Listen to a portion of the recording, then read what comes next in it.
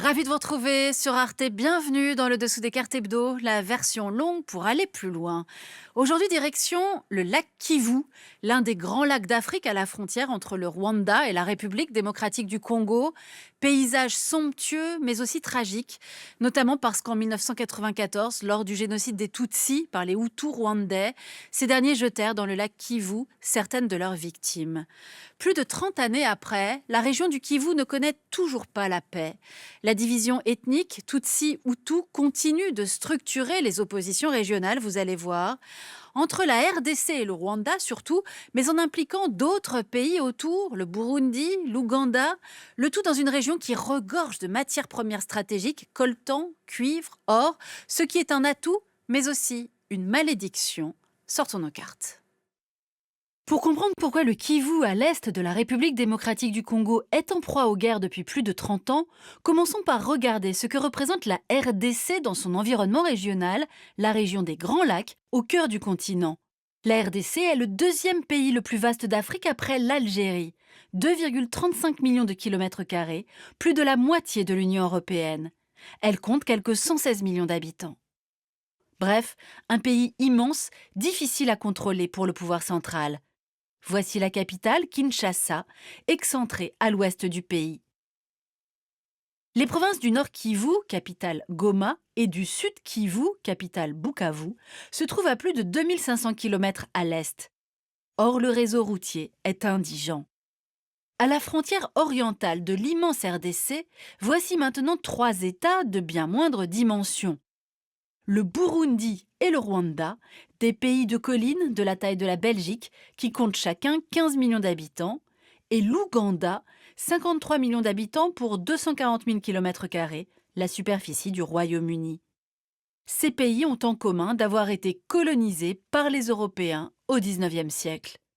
Au Rwanda, les Belges ont instauré une catégorisation raciste des populations. Ce pays sera le théâtre du dernier génocide du XXe siècle, le génocide rwandais. Il a bouleversé l'histoire récente de la région. Voyons comment, en remontant au début des années 1990. Au Rwanda, une guerre civile oppose alors deux camps, celui du président Juvenal Habyarimana et son gouvernement dirigé par les Hutus, 90% de la population à l'époque, et celui de Paul Kagame, le leader du Front patriotique rwandais, mouvement armé de la minorité Tutsi. Les Tutsis ont en effet été chassés du Rwanda, notamment vers l'Ouganda, juste avant l'indépendance en 1962. Kagame veut obtenir par les armes le retour des réfugiés et le partage du pouvoir.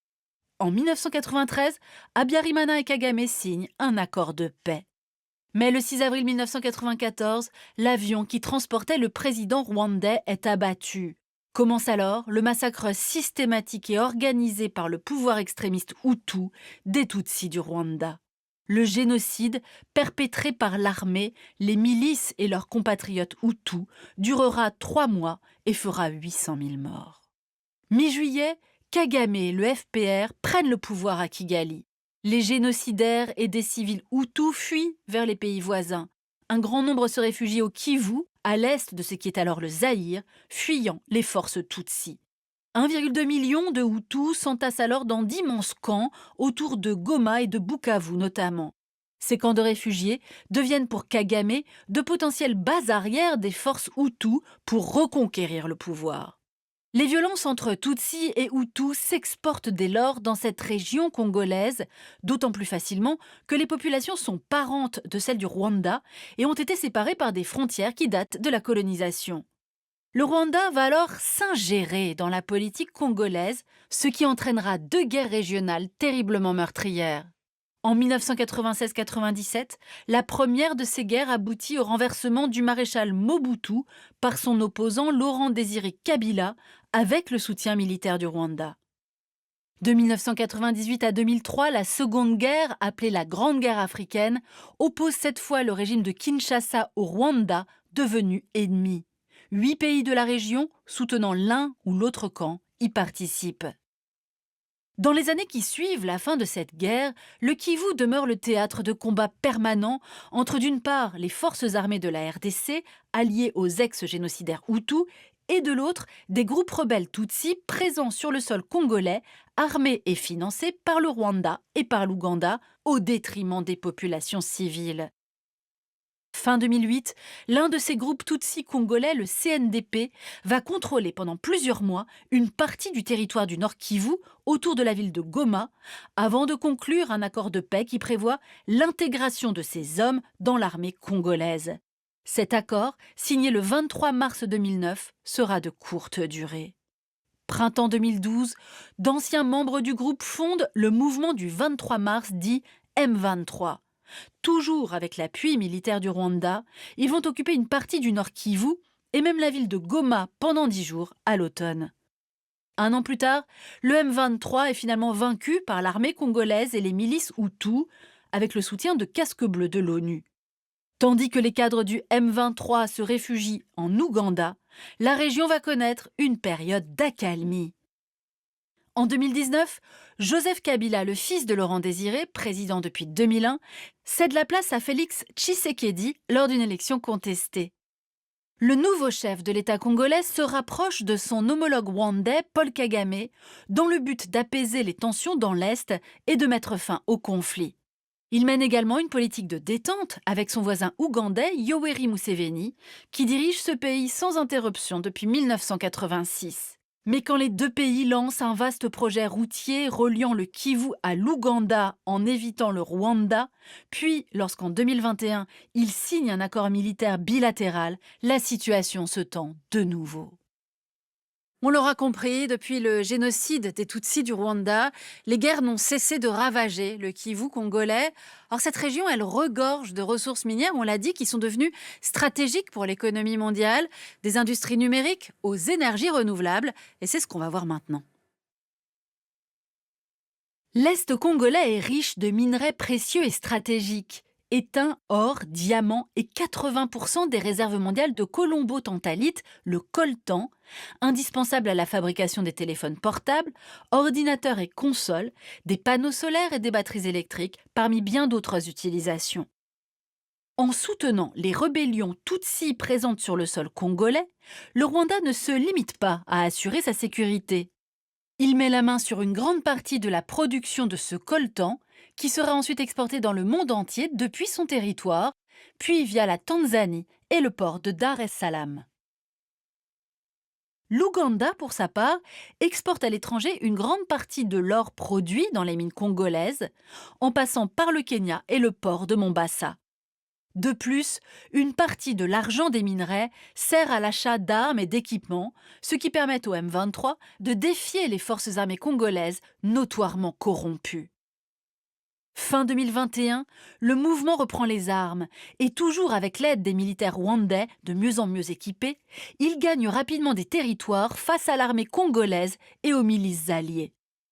En 2023, avec d'autres groupes rebelles, il se structure en mouvement politique l'Alliance Fleuve Congo, dirigée par l'ancien chef de la Commission électorale nationale indépendante, Corneille Nangaa.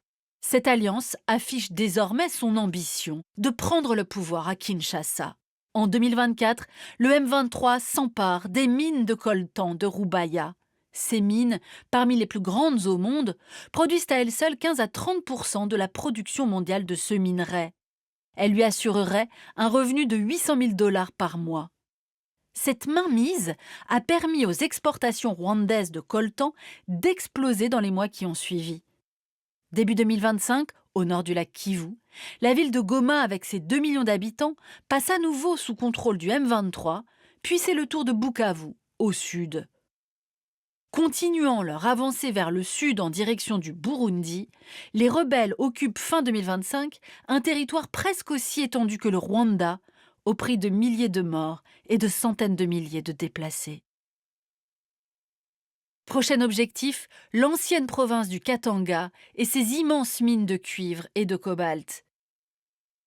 Parallèlement, alors que les efforts diplomatiques pour arrêter cette nouvelle guerre patinent, Donald Trump va envoyer son conseiller principal pour l'Afrique, Massad Boulos, négocier la paix contre des contrats de construction d'infrastructures et d'exploitation minière pour des entreprises de son cercle proche. L'objectif géopolitique de la Maison-Blanche est de rattraper le retard des États-Unis sur la Chine, car la Chine est devenue en 20 ans le numéro 1 de l'ensemble du secteur minier de la RDC. Selon certaines estimations, les entreprises chinoises contrôleraient environ les 2 tiers de l'exploitation des mines du pays, des mines exploitées de façon artisanale, souvent dangereuses pour les ouvriers. 4 décembre 2025, Trump réunit en grande pompe Paul Kagame et Félix Tshisekedi pour la signature d'accords de paix qui tiendront à peine une semaine. Washington et Kinshasa signent également un accord de partenariat stratégique offrant aux États-Unis un accès préférentiel aux minerais congolais. Mais début 2026, les mines de Roubaïa sont toujours sous contrôle des combattants du M23 et environ 4000 soldats rwandais se battent sur le sol congolais selon l'ONU. La paix transactionnelle de Trump n'est pour l'instant qu'un mirage. Et on termine en soulignant la montée en puissance du Rwanda. Petit, on l'a vu quand on le compare au géant congolais, mais très habile. Son dirigeant Paul Kagame est longtemps parvenu à promouvoir l'image d'un pays tenu par contraste avec le chaos congolais. Un Rwanda résilient après le génocide, à l'économie florissante, proche de l'Occident. Mais ces dernières années, les accusations de soutien au M23 notamment ont ouvert les yeux sur ce pays qui joue un rôle majeur dans la déstabilisation régionale. Et pour aller plus loin, ce livre du spécialiste de la région, Florent Piton, qui publie aux éditions de la Découverte le génocide des Tutsis du Rwanda. Ainsi s'achève ce nouveau numéro du Dessous des cartes. Rendez-vous bien sûr la semaine prochaine, même endroit, même heure. Et d'ici là, n'oubliez pas, arte.tv et nos réseaux sociaux pour retrouver l'ensemble de nos vidéos. Et puis abonnez-vous pour notre newsletter du samedi. À bientôt.